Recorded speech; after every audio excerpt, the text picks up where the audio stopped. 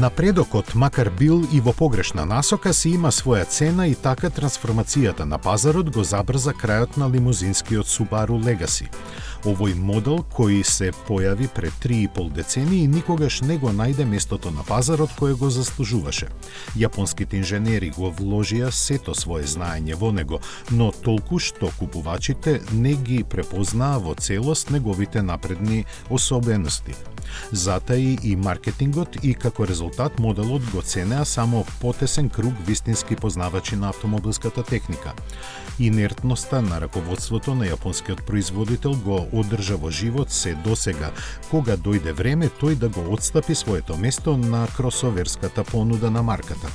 Последните 5 години Legacy се произведуваше и продаваше само во Америка, секако со боксер мотор и погон на сите 4 тркала, а по цена која не надминуваше $25,000.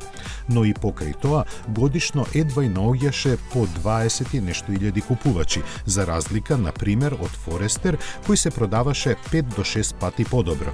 Според информациите од Subaru, од 7-те генерации на Legacy досега во Америка се продадени 1,3 милиони примероци.